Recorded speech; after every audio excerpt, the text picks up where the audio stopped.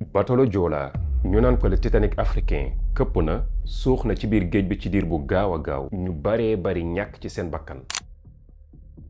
Sénégal septembre 2002 bateau Joola nekkoon ab bateau bu am solo di moyen de transport bu am solo boo xam ne daan na daw Dakar Ziguinchor. ñu bëri wóoru woon ko loolu ndax lim leen daan jàppale ci seeni voyage ba noppi daan yóbbaale li nga xam ne mooy seeni marchandise. waaye ci 27 septembre 2002 ci la mbir mu doy war daal di am. daal di mujj bokk ci mystère yi gën a rëy ci Sénégal. bateau Joola këpp na ba lu toll ci 1863 personnes daal di ciy ñàkk seen bakkan lim bu néew daal di ciy mucc muy 64 personnes donc. waaye nag naka la loolu mën a nekkee bateau bu mel ni bateau Joola ak rëy bi mu rëy yépp ak wóolu bi ñu ko wóolu woon mu këpp ba 1863 personnes daal di ciy ñàkk seen bakkan. bokk na ci cause principale yi nga xam ne ñoo waral suuxu bateau Joola muy surcharge maanaam lim bi mu yeboon dafa ëppoon lool sax. normalement lim bi nga xam ne bateau Joola da ko waroon yeb mu ngi toll ci 500 ak lu teg ak li nga xam ne mooy ay marchandises. waaye malheureusement nag lim bi mu yeboon romb na lool di dem. daanaka 2000 personnes ak seeni bagage ak sax ñoo xam ne enregistré wuñ leen ñoo yéegoon ci biir bateau Joola ci septembre 2002. biñ demee ba biir géej ci la mbir mu doy waar dal di am. dafa jekki saay di taw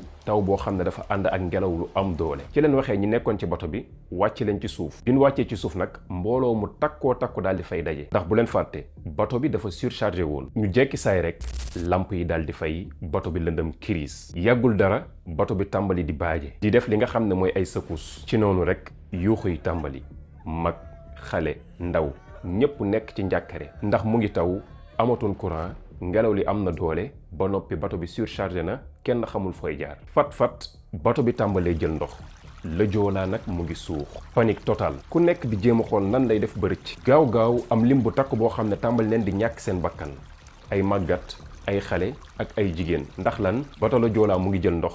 amul fun jaar ba noppi mënuñoo féey. si féey sax da ngay féey ba jékki-jékki ki ngay féeyal sax nga jékki-jékki nga gis ko muy lab nii. am na ci nag lim bu néew boo xam ne mënoon leen féey ba noppi am nañ fuñ jaar daal di génn li nga xam ne mooy bateau bi nekk ci ndox mi. bi bateau bi di suux am na ñoo xam ne ñàkk nañ seen bakkan ñu ngi ci biir am ñoo xam ne ñu ngi ci biir. waaye Joola daf leen piégé ndax amul fuñ jaar. ñi nga xam ne muccoon nañ ba génn daal di yéeg ci li nga xam ne mooy kaw bateau bi ànd ak loolu yëpp nag ñu ngi doon dégg yuux yi ak fëgg yi nga xam ne ñin piégé woon ci biir bateau bi ñu ngi koy yuux ak fëgg lépp rek ci woote ndimbal. laataa fajar ñu bëri ñàkk seen bakkan. 4 heures du matin la ñuy door a yéeg si coque bi dañ fa toog mais ñi nekk si biir ñu ngi dóor ñun ñu ngi leen di dégg. malheureusement ginnaaw ay waxtu ak i waxtu ndimbal egsiwul. ci bis boobulee ñi nga xam ne ñàkk nañ seen bakkan daanaka toll nañ ci 1863 ci ay doomu aadama.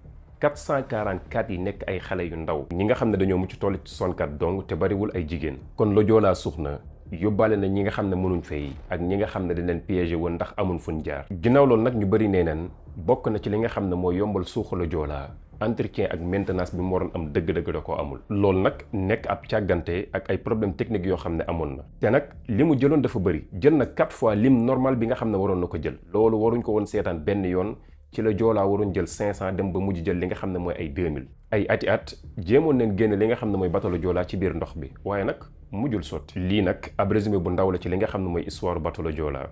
def leen ay recherche seetaan leen ci ay documentaire ndax lu am solo lay doon. bu leen fàtte abonné pour jot yeneen ci suñuy vidéo. bul fàtte waxal sa xalaat ci commentaire yi ñu waxtaan ci mbiru Joola. beneen yoon ci enquête possible.